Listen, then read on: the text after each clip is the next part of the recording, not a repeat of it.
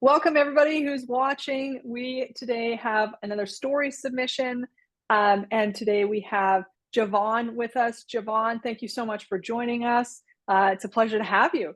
So I'm just going to hand it over to you to tell us your story. So, my story about how counseling has been such an important part of my life. So, I grew up in the suburbs of Baltimore, Maryland, in the United States. And growing up, I knew that I was different. I had a lot of questions about my sexuality. And I never, I didn't feel comfortable conveying that to anyone. I was bullied a lot throughout middle school and elementary school, middle school, and high school. I was bullied. Uh, One, because I've always been a chubby person. I've always been in a bigger body, and people had a lot to say about my body and my weight, whether it was peers or even family members. Also, I was not your stereotypical young boy. I didn't play sports. I didn't play video games. I didn't have many male friends. Most of my friends were girls. And I loved theater. I loved dance. And so, because for the simple fact that I didn't fit in with what other boys would do, and I wasn't stereotypically a boy or masculine, my I was teased and bullied a lot, and even though I myself was still figuring out my identity and my sexuality, a lot of kids would bully me and say that I was gay and tell me that I was gay and tell me, you don't like girls, just come out already, just come out already. And in high school, I experienced this even from people who were openly gay and would just bully me and be and tell me you need to come out, you need to come out. And I did not feel comfortable. I didn't feel safe. I didn't feel like I had anyone to confide in about my sexuality. And I did a little bit of therapy in middle school and high school when I was going through a lot of depression. And it was for a short amount of time, but I do feel like that was helpful in me having a deeper understanding of who I am, what is my truth. But I did not come out until I was 18 years old when I was in my first year of college. I went to a very liberal, very queer friendly college in Iowa, and it's a small liberal arts college, and it was amazing. I finally found an environment where I truly felt like I could be all of myself. I could bring all of who Javon is to the table. And I found community. And I was in therapy throughout my 4 years of undergrad. And that was when I truly felt like I was living my truth. I was being honest, fully, completely honest with myself and my therapist. I came out to friends and family, and truly, therapy has been life changing because when you hold things in, it just really it can make you mentally sick, but it also can make you physically sick. And I feel like a lot of my mental and physical health was a problem because of the fact that I was holding so much in. I was holding it in. I was feeling a lot of shame. I was internalizing it. And that causes a lot of stress on our body. And so I'm really thankful that I found safe spaces like the therapist that I found on my college campus who allowed me to be all of me and validated me in my experience, supported me through my journey. And I feel like it wasn't until college where I truly was fully myself. In high school, I wanted to be liked, I wanted to have friends. So I did and acted however people wanted me to act so I could be liked, so I could have friends. But I wasn't me, I wasn't my authentic self. Also, something that I was battling with throughout high school is bulimia. I felt a lot of shame about my body. And so I felt like I could talk to no one about my eating disorder because I never saw people who looked like me. I never saw men or men of color talk about eating disorders or disordered eating or their struggles with body dysmorphia. And so I kept that for a very long time and I held on to that for a very long time. And I only dealt with that in the last 3 to 4 years. I'm 32 years old and I've only dealt with that in the last 3 to 4 years because I finally felt comfortable to open up about it. And I do think that it is important to share, but an important part of therapy is don't share if you're not ready. Yes, it's important to not hold things in. Yes, it's important to seek support and healing, but an important part of counseling is making sure that you are ready. A therapist should never force you to say things if you're not ready or share things if you're not ready. And I thankfully have always had therapists who were very supportive, who didn't rush me and met me where I was in that moment in time. And it just so happened that 4 years ago, I was in a time in a place in my life where I felt ready to open up about my eating disorder. And that has been revolutionary for me to honestly and openly talk about that and process that. And where did that come from? And how am I healing from that? I am so thankful that I had a therapist who was so non judgmental and really brought a lot of visibility to that issue that often men and people of color are not really addressed when it comes to eating disorders and disordered eating. And so I actually started doing my own research and I decided that I want to bring visibility to people who are dealing with disordered eating and eating disorders. And so I've started doing trainings around racial bias within eating disorder treatment and eating disorder diagnoses and bringing awareness to that. And I also want to become a certified eating disorder specialist because there are so few men of color, people of color who are working in the field of disordered eating and eating disorders. And I want to bring visibility to that. And I hope that by people seeing me talk about my journey, that there will be less stigma around talking about it. And I, for the longest time, felt shame around going to therapy because mental health and therapy and counseling it was not talked about in my family. It was not something that was promoted or advocated. And so I felt like within my family, mental health, counseling are things that I cannot talk about. If I am seeking the support and help, well, that's good, but you don't need to talk about it. So I'm really happy to say that in the last couple of years, my family has come a long way. And I do feel like there's a more open dialogue in talking about getting counseling, needing counseling, and that is okay. That this is non judgmental. Just like you would take care if you break your foot, you would go to the doctor and heal your foot and get treatment for your foot. The same thing with mental health. There's no judgment.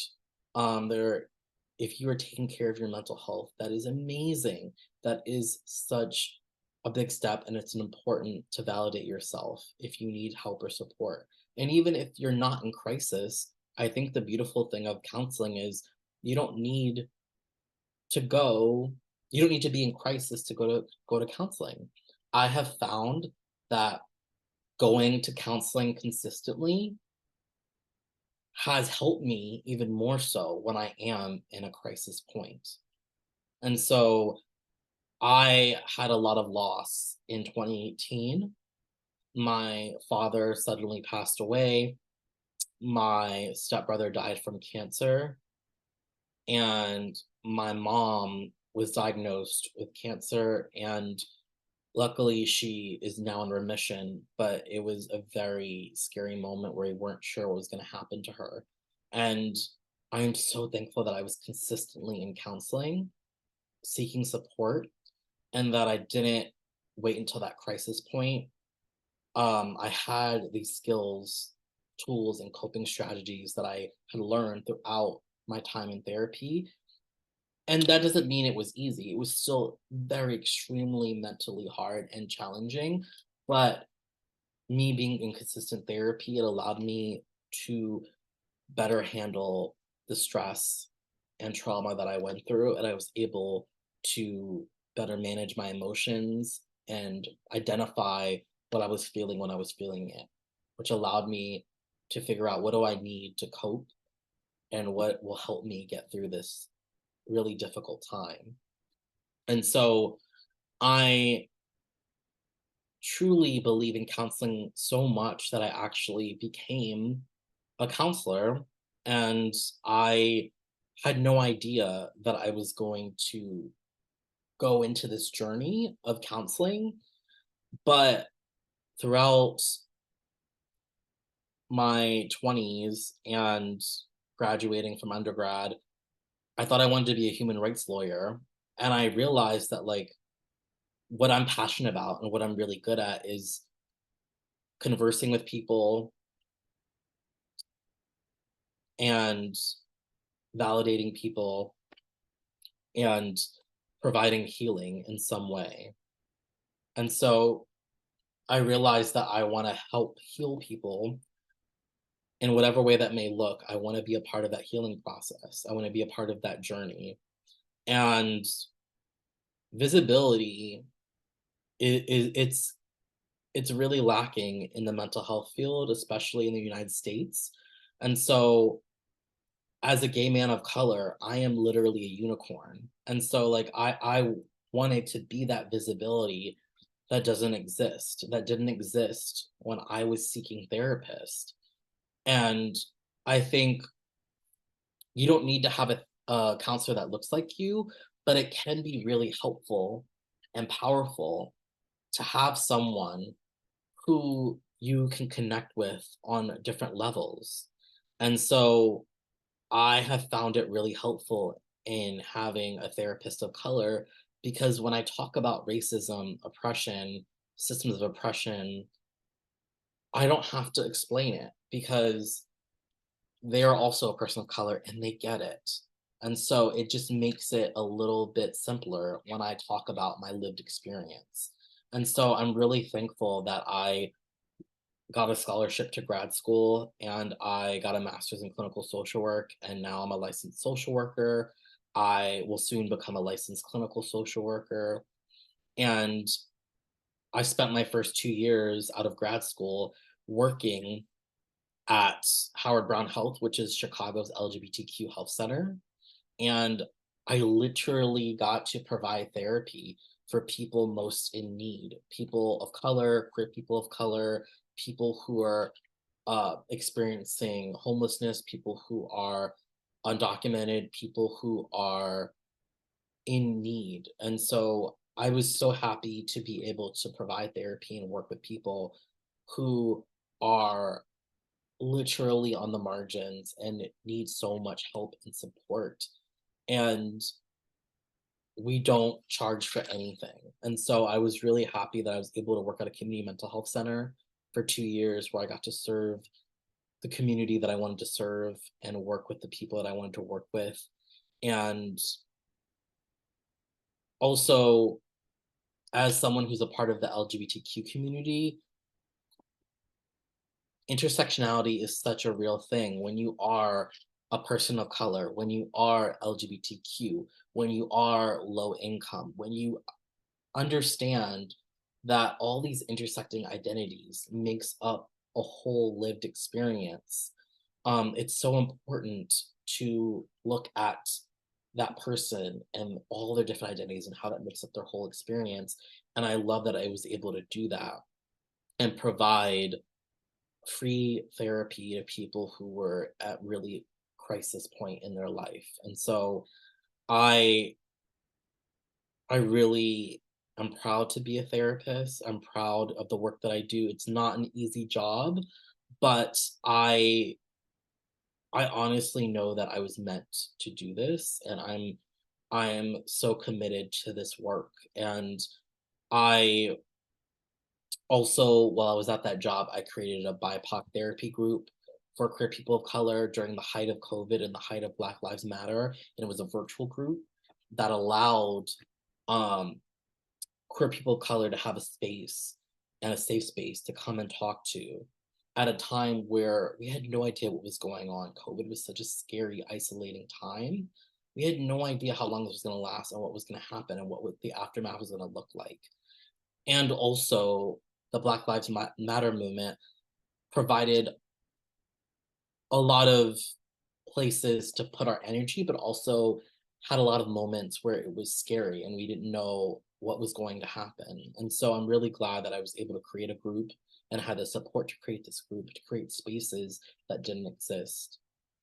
So I am thankful for therapy helping me through my journey, helping me find my truth, helping me validate myself, find self compassion. I'm still on a journey of fully unconditionally loving myself, but I also find that loving yourself, it is a lifelong journey. And I am glad that I'm a part of this journey. And I know that we have to constantly put that work in. And I'm gonna constantly do that work to grow and to learn and to keep finding myself and keep loving myself. Thank you. That's so beautiful, Javon. I appreciate that so much. You've been through a lot in your life, and I want to go back a little bit. And there was a few things you said that I just want to kind of explore a little bit more. Um, One of those being that when you were experiencing loss of loved ones, you said that it was through the years of counseling that helped you build the tools to be able to cope with what you were dealing with, even though when you went to counseling, you weren't talking about those things because they weren't relevant. Can you tell me more about that and how you use the skills you learned in therapy, how they became transferable over to other issues that were really hard for you to deal with? Well, I would say that prior to the loss of my father, I was going to therapy because I was focused on really just validating myself, feeling insecure about myself and dating and struggling to love myself.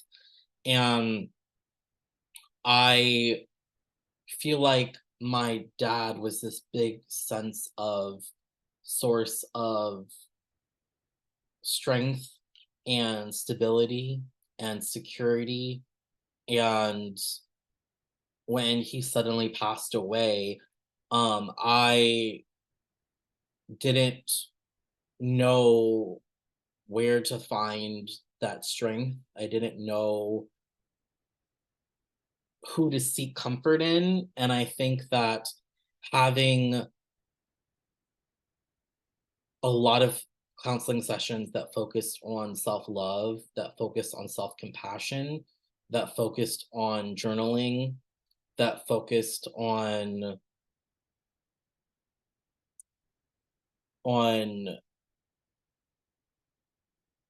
setting goals for yourself. I think that in that moment of need, I was able to transfer and realize that all the things that my dad had, he instilled those things in me. I'm like, those things are there, those things are present. I am a strong person. I am reliable. I am stable. I am secure. And so digging deep and really finding those things within myself, I think helps me get through that loss and cope with that loss. I never talked about death or grief prior to losing my dad in 2018 because I honestly really hadn't had experience with loss. And if I did, I was like very young. So I didn't really know what it meant to lose someone, to go to a funeral. And so I think something that has been a little bit more helpful is to lean into the things that give me discomfort. I think grief and loss make me really uncomfortable, and I really try to steer away from that. But ever since this experience of loss, I think that it's important to not trigger yourself, but I do think that it can be important to lean into the discomfort because sometimes when we lean into that discomfort, we find things out that we didn't even know was were there. And I think I never talked about grief or loss because I was fearful of my own mortality. And so I just never wanted to talk about it. And then when I lost my dad and my stepbrother and I almost lost my mom, not that it was all that I could think about, but it was just in my on my mind a lot. And I just wanted to ignore it. But again, I learned through therapy, through counseling, that if we try to ignore things, that they're going to come up in other ways. And so I did address, where's this discomfort coming from? I mean, obviously, talking about grief and loss is not a fun topic, but it is a very real topic, and it is something that every person will experience at some point in their life. And I think that it's also very humanizing because we will all experience loss and we all will one day leave this earth. And so it is a very humanizing experience that we all will share. And so I think that it's interesting how, even though it's a very hard, difficult, uncomfortable topic, it's something that we all experience. And yet, most of us don't talk about it. It's like a taboo topic. And so I'm really thankful for counseling because I do think that it allowed me to have those uncomfortable conversations, to lean into the discomfort. And I'm not going to say it's my favorite topic, but interestingly enough, I'm working at a health center and I do adult group therapy. And today the topic was grief and loss. And so I I definitely I have more comfort in talking about it than I did 6 years ago. Javon, can you talk about the integration that takes place when you, or in general, even when someone goes to counseling and they've talked about a topic that's difficult, like you've mentioned, leaning in to things that we find difficult. But I'm wondering your perspective about that integration between talking about the topic, leaning in to applying what you're learning in the therapy, and what, not only what that's been like for you in your life, in your experience in therapy, but also with your clients. So I something that I have used that's tangible is, I think I'm forgetting the name, but it's basically you get a jar and you put, it can be two of one ways. It could be a trauma jar or a bad day jar. And so you get like a tomato jar and you clean it out and you decorate it. And any of the day to day, you have sticky notes. And so if you're feeling negative thoughts about yourself, about your life, you write it down and you put it in the jar.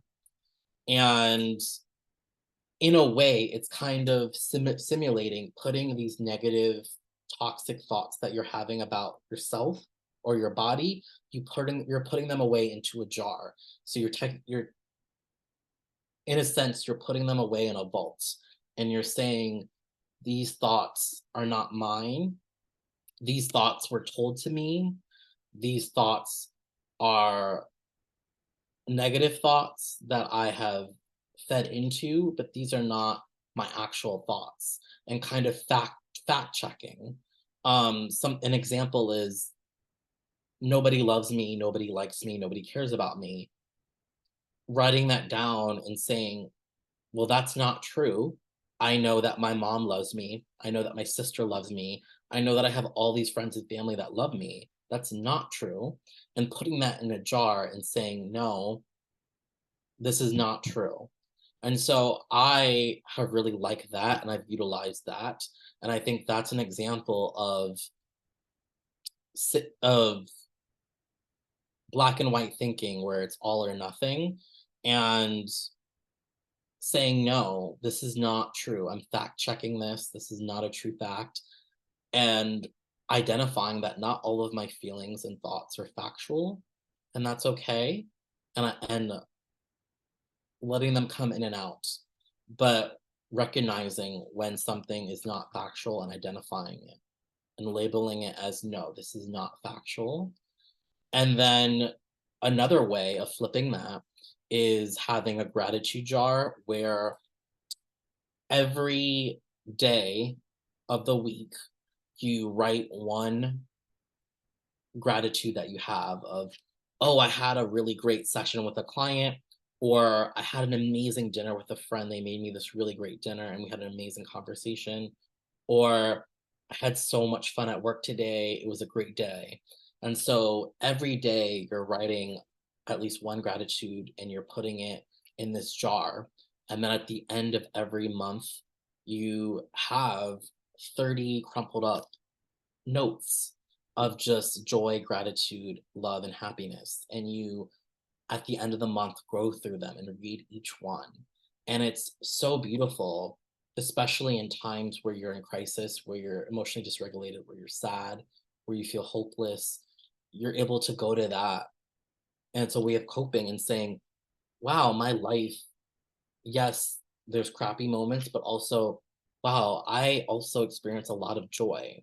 And it's kind of that and both of like, yes, I have bad moments, but also look at all this joy. Look at all these good things. Look at all these good people in my life. And I've actually used that with a lot of clients, and I have clients who have done that. And sometimes it didn't work for them, and that's okay. But also, a lot of times it did work, and they felt like these jars were really helpful in their journey of self love, self compassion, and finding hope. And another one is just journaling. I know for myself, it's so difficult to consistently journal, but it is such a powerful thing. Writing is one of the most powerful things that we can do, just free writing and or having a gratitude journal, whichever one you choose. But I think consistent journaling can be really profound. And I know that it's helped me, it has helped clients. And also, something else is the 5 senses. So when you're feeling really emotional, triggered, dysregulated, um, going through your 5 senses of like, what am I seeing in the room that I'm in? What am I smelling? What am I tasting? Maybe chew gum, a mint, maybe put ice in your mouth. Uh, what am I feeling? If you have a stuffed animal, if you have a fuzzy carpet rug, really using those 5 senses to get grounded and be mindful and being in the moment and being in your body have really helped me, and also have helped some of my clients. Brilliant. I love all of those.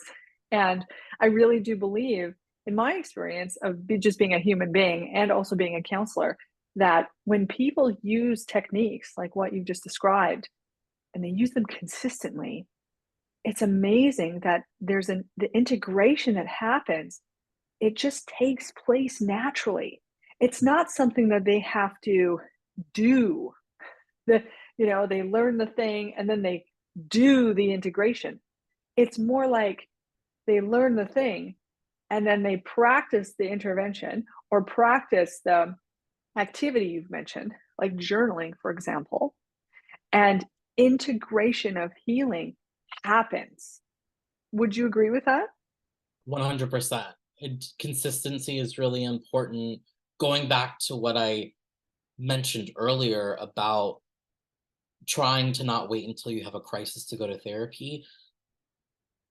I'm a group therapist right now in a intensive outpatient program at a health center, and we tell our patients like every day, please use these skills, please practice these skills, because the more that you consistently use these skills and practice them, when you are at a crisis point, when you are riding the wave and you're at your peak and you're dysregulated, you're more able to use these skills because you've already been practicing them. If we wait until we're at our crisis point stage, it's harder if we haven't practiced. Right. And I think that when you're using these practices and these activities, there's tons of things that can come out of them that we don't even know. When we just live our lives in the status quo that we don't do these activities that we're talking about, it's harder to learn about oneself. And so, for example, in journaling, if someone journals regularly and they just free write, it's amazing what can come out. And in that, the ideas that come out can open windows or doors to opportunities for us and healing that we didn't even know about or that we didn't even know we needed. So I think to understand that integration happens naturally when you just do activities that are pretty simple and based in mindfulness and body connection, right? Yes. Another thing, Javon, that I was interested to ask you about, like way back, well, I think first I'll say thank you for sharing about your challenges and about the eating disorder that you went through. And I too have struggled with an eating disorder, and I believe that we're always in recovery. It's something that it doesn't go away regardless of how much you work on it. It's always there, kind of waiting for moments of weakness. And so ongoing recovery is always very important, I find. And so I really appreciated that you mentioned that because I think it's a topic that is so under discussed and under supported. And so if we can really put it out there to the community or people who are listening to say, like, let's talk about this, let's bring this to the surface, because it's not only people like me or people like you that struggle, it's so many different types of people that struggle and we don't even know about it. Right. And I'm really moved that you're a practitioner who wants to specialize in this. And it was actually because of my own experience in my eating disorder that I specialized in eating disorders. And it's just been an amazing journey. So, my question going back to that is, before you started getting support for yourself, which I think you said you were in university or college at the time, you attended for 4 years. Prior to that point, I'm wondering what switched for you. Like, when was it, or what did it look like when you realized that, okay, it's time for me to do something about this? And whether that was about the eating disorder or about other things, I'm curious what shifted. And the reason I'm asking is because I really want to point out to anybody who's watching to look within themselves and see, is there a shift that's happening? Is there something that's going on that's prompting me towards getting support? And can you tell us what that looked like for you? So, what that looked like for me was the simple fact that I had access. So, once I was in college and I was 18 years old and I had autonomy over what I did for myself and how I took care of myself, I feel like that was one of the first things that I did was seek out therapy because I had wanted consistent therapy for so long, but it just wasn't feasible or an option. And so and even within my college, we got 8 free sessions a semester, and then you would have to go into town. So I was just doing 8 sessions a semester, but still, even those 8 sessions were filled me with so much joy and really helped, it truly supported me and really helped me build my coping skills. But I honestly feel like it was being in an environment where there were so many queer people, there was people who were truly authentically themselves, and they were unapologetically themselves. And I saw that and I was like, "Oh, that can exist. Like that can be me. I can unconditionally love myself. I can be unapologetically myself. I can practice my boundaries. I can work on my people pleasing tendencies." So I think it was being in an environment where there were people who were normalizing therapy, advocating for me to seek therapy if that's what I wanted or needed, and had validated their own experience of getting therapy and how much it helped them and how much it benefited their lives. So I think it was honestly just being in a supportive environment, hearing people share their own experience and how much it helped them, and the normalizing of counseling. So I'm hearing you say that the culture is really important, who you surround yourself with. And it's really important to be where you feel like you fit, where there's like-minded people, right? And when we're in environments like that, it's way easier for us to step up and say, "Hey, like I'm going to participate in this too. Like, I want to be part of this culture." And so that's fantastic. So it's a message out there to people listening to say, surround yourself with people that are like-minded to you, people who are safe, people who are supportive and uplifting. And surround yourself with people who, when you talk to them, you feel good about yourself. You feel included and supported, right? So that was a really important piece about, I think, what you said. And the other piece was access. Let's talk a little bit about access here because counseling can be very expensive. And so I think that it's important to let people know that, if you can't afford it, there are other options, right? Than the standard non-sliding scale private practice option. And can you talk first, maybe just about why that's important to you and what your experience is around access for people who aren't able to afford it?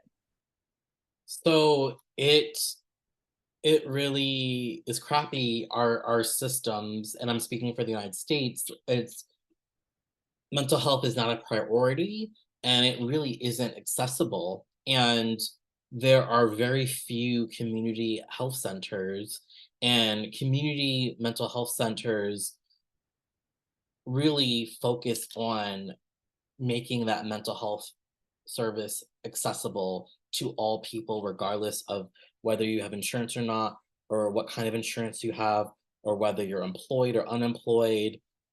So that's why when I worked at Howard Brown Health, it was so important for me to experience working at a community mental health center because we never turned anyone away. It did not matter. We never expected any payment from you. um, there are so many barriers to health, but especially mental health. And in the United States, health is not a basic right. So especially mental health is not seen as a basic human right.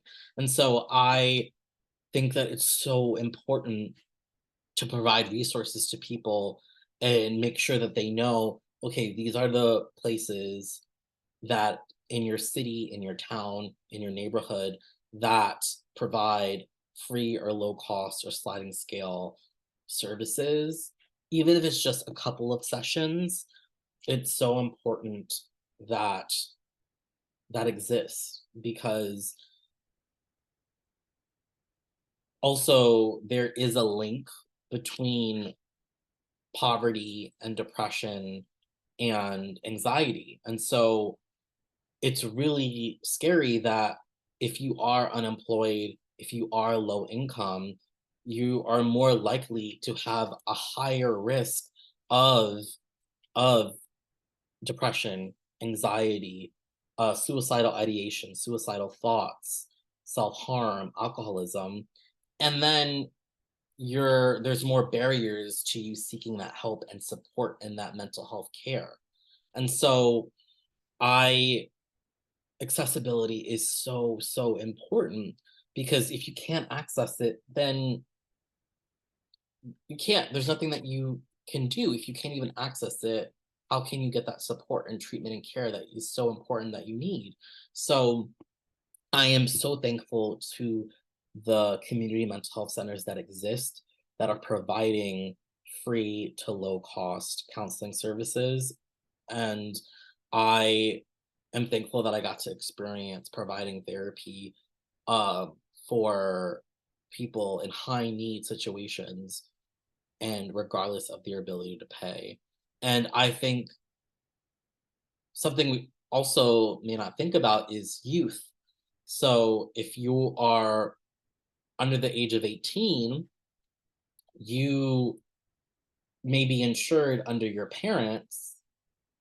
If you are insured, you're most likely insured under your parents. So also if you're a young person who wants therapy and maybe your parents do have good health insurance, maybe they can afford to take you to therapy. But what if there's a stigma? What if they don't believe in therapy? What if they don't believe that you are depressed? So that is also an added barrier. If you are under the age of 18, you're not an adult, you don't have that autonomy of saying, like, I want to seek counseling, I need that help, I need that support. Well, if your parents say no, then it's kind of it makes it a lot more difficult. Yeah, absolutely.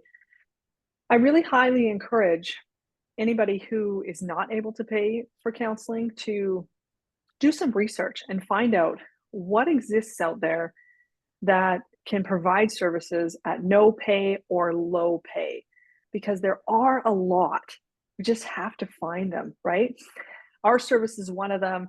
We are a private practice, but we do have a low cost program where people of all walks of life will join us for anything that they can pay. They get to choose, and we give them 10 weeks of sessions at that price. And so we want to make sure that we're doing everything we can, even without any funding, to give back to the community and say, like, listen, if you can't pay for it, it's okay. Don't worry about it. But still do the research and seek the support because you're worth it. And that's something that I think that a lot of people, especially when they're really struggling, it's just another barrier. They're like, "Oh, well, I can't pay for it, so I'm not even gonna try. I'm not even gonna look at it." And it's like, "No, no, no, like, please do look at it.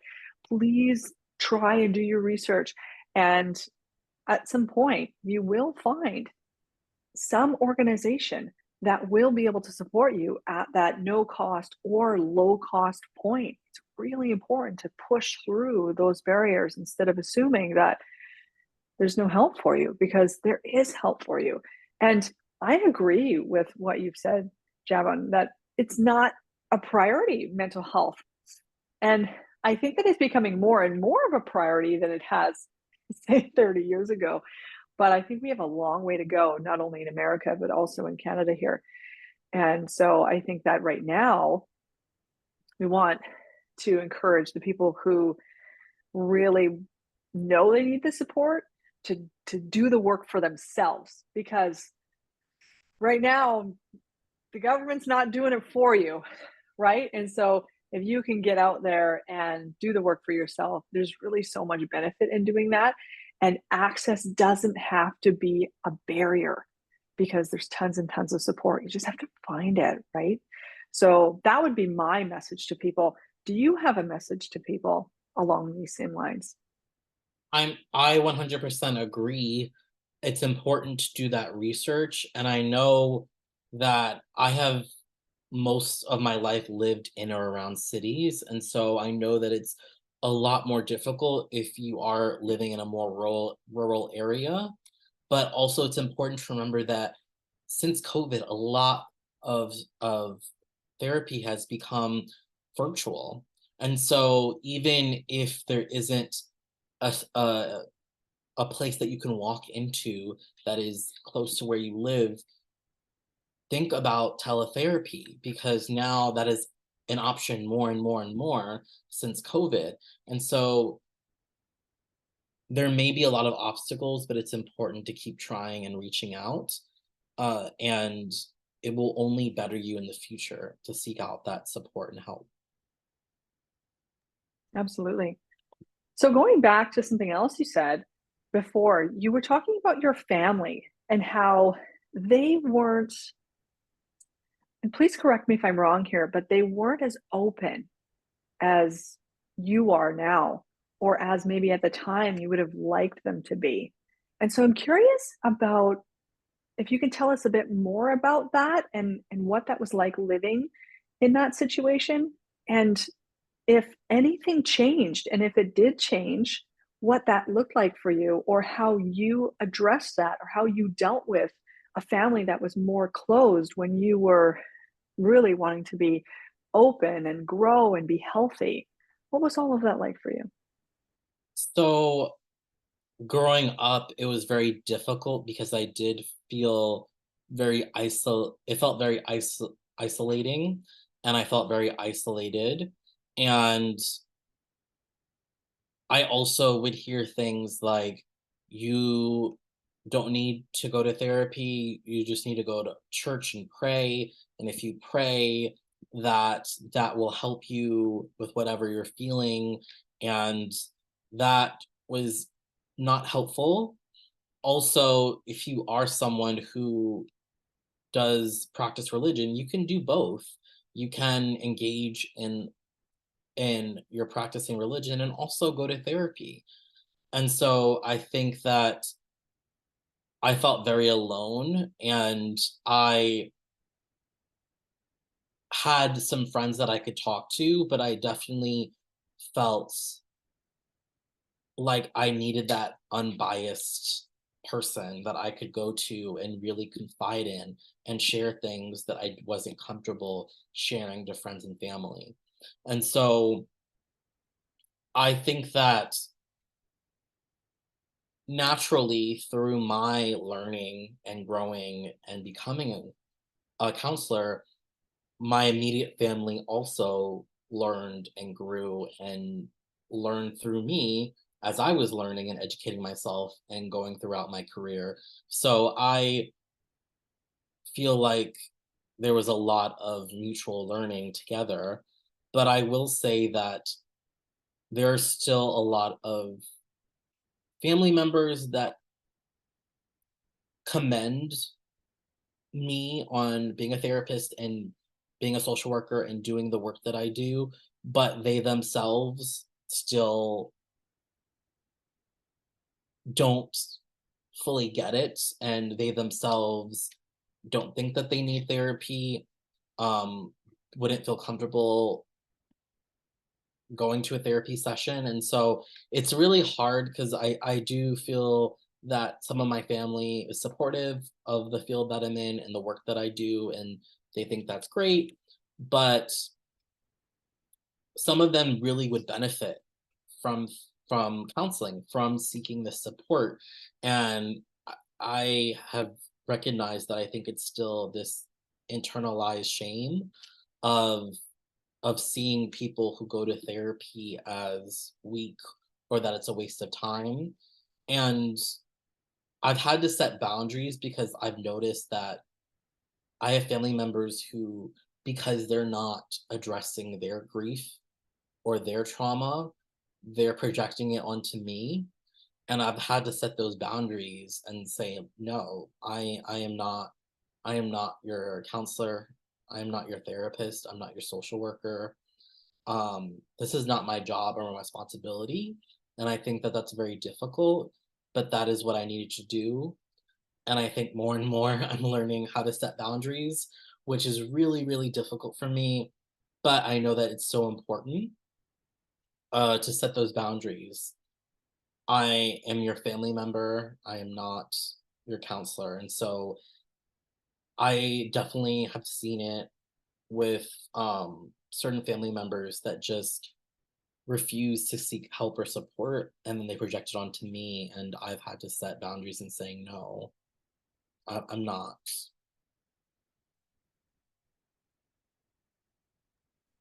Yeah, and the boundaries are really important, because can have the dual relationships. There's so many reasons why we have to have those boundaries with our family members, right? But it's lovely to hear that some of your family members are coming around, and it sounds like you have a lot of support. And I think, in due time, other family members may come around. I think it takes people a long time to kind of process and get to a place where they're ready to do some deeper work, and sometimes even just ready to have a conversation that's difficult for them, right? And all in due time. So I really appreciate that. I'm wondering about shame, because you mentioned there's this internalized shame that people carry around, and coming from your perspective, of course, as a human being, but also as a counselor, can you talk a little bit about just what you understand about how people carry this shame and the detriment of that, or how it hurts people to carry this internalized shame? And then, of course, what you've noticed in the client with the clients you've worked with in your practice, of how people work through that internalized shame to be able to either come out of it or befriend it, or however you practice. So can you talk about that? Yes, so I definitely know a lot about shame because I feel that I have had shame has been a big part of my life in so many different identities and experiences, whether it be my eating disorder, or whether it be going to therapy, or whether it be being gay, or whether it be shame in my body and how I look. I think if we allow it, shame can be so crippling, and it can really keep us from taking care of ourselves, and loving others the way that we want to. I Wow, I'm just thinking about it. I'm just thinking about how shame has been such a has been such a big part of my life and my adolescence and my upbringing, and I I struggle to think about a time where like I haven't felt shame. It's such a present part of my life, and I love Brene Brown's work, and she does a lot of research around shame, and that's why I really appreciate her and her research. But working right now as an adult group therapist at a day program, a lot of these patients are there and taking FMLA, they're taking time off from work to take care of their mental health, to focus on them, to learn coping skills, to address their mental health. And that is important. That is courageous. That is great. But there is a continuous conversation of shame and how they struggle with disclosure, because even though they in no way have to tell their friends or family or work why they're taking time off of work, there is this balancing act of feeling like oh, well, I don't want to lie, but also I don't want to disclose why I'm taking time off work because then what if, even though it is illegal to discriminate against someone against their mental health, people are scared that if what if they're really close to their boss and they like their boss and they want to tell their boss, hey, I'm taking care of my mental health. That's why I'm going to be gone for a month. But what if their boss is like, oh, well, you were taking gone for a month, taking care of your mental health. Maybe I shouldn't promote you. Obviously, that is not okay. But sadly, people do think those things. What if they're like, well, I'm not going to give you this promotion or I'm not going to give you this assignment because what if you can't mentally handle it? And so there's a lot of struggles of shame and disclosure. And should I tell people? Should I not tell people? And again, we say you don't have to tell anyone what you're not ready to tell them. You can easily say, I'm taking care of my health, and that's it. It is nobody's business what you're doing for you. And also, there's no need to feel shame about seeking treatment and help and support. And so, again, I think each person has to identify what is right for them. And my supervisor questions when you're wondering if you should tell somebody about why you're seeking, like if you're seeking mental health support or seeking mental health treatment, whatever it is, um, think about like, why am I telling this person? Why does this person need to know? Does this person need to know? It's an important question to think about. But I'm really proud of the patients that I get to work with.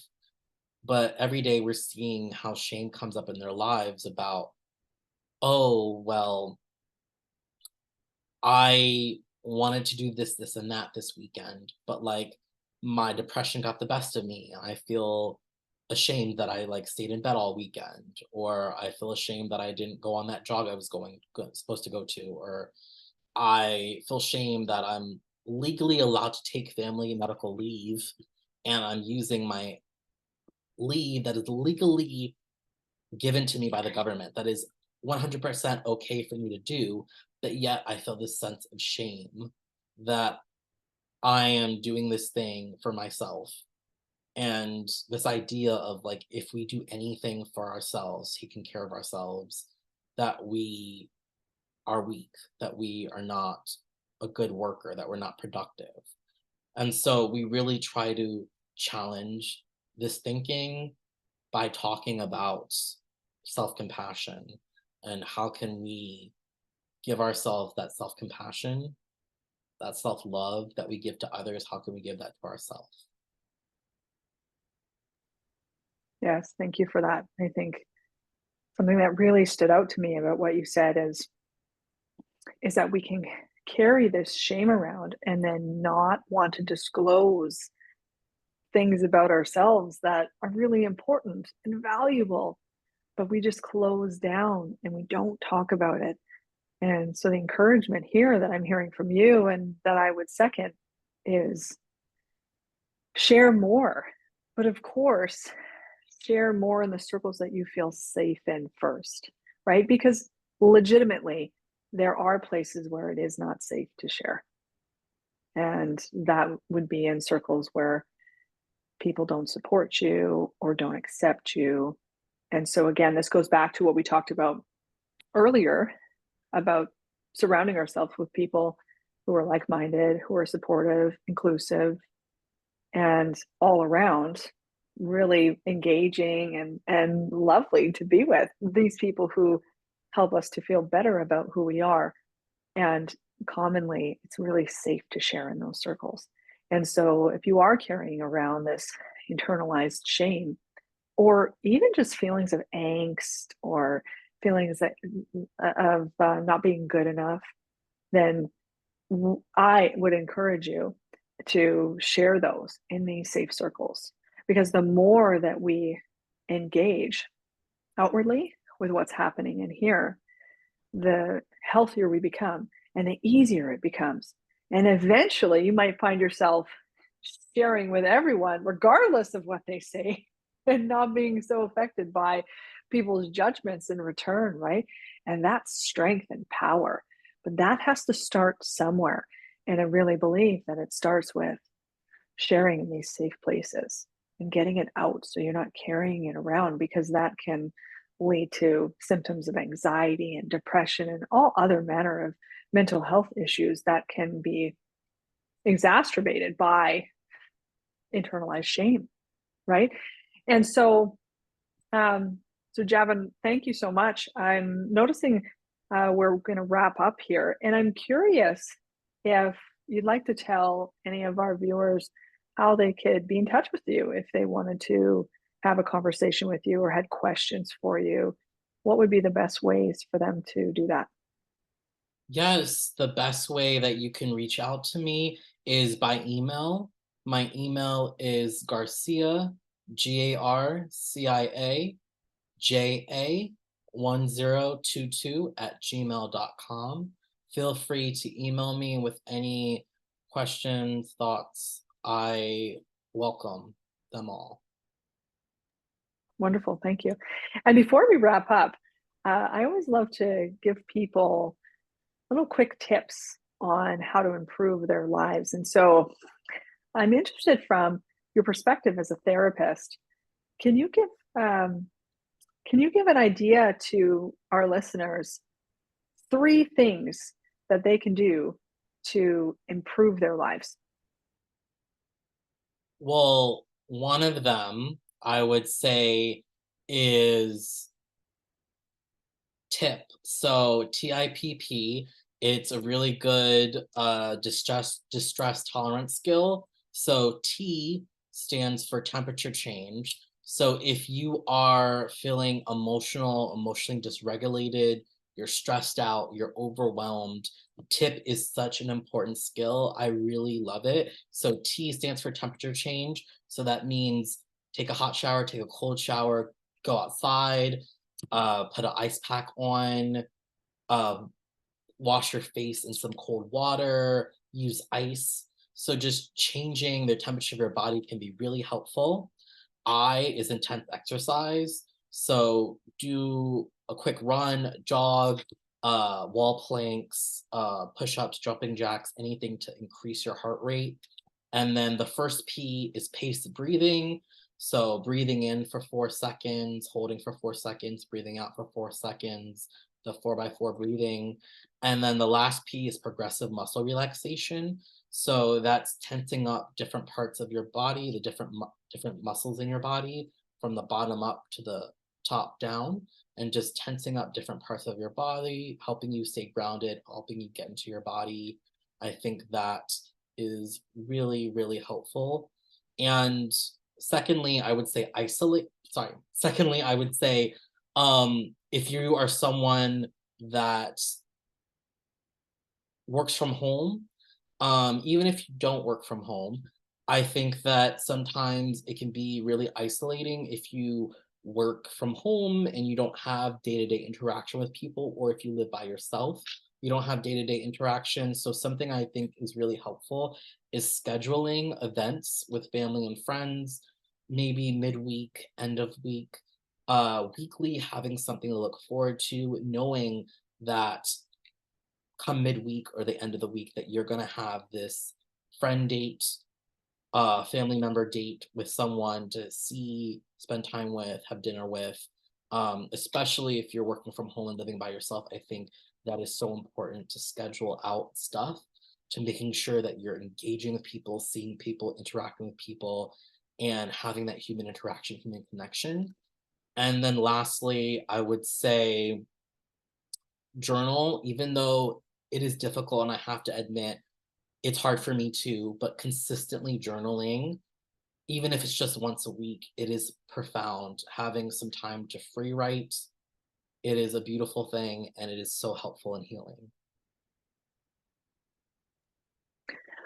Well, thank you so much for being here with me today. And it's been brilliant to meet you and hear all the things that you have to say about, of course, your experience, your lived experience, but also your experience as a therapist. And so I certainly do encourage those who are listening who would be interested to hear more from you to reach out. We'll also put your contact information in the description. So thank you for being here, and I'm sure that we'll be in touch later on to talk about other opportunities to meet or correspond around counseling or professional work. So that's that. Thank you so much, Javon. Thank you.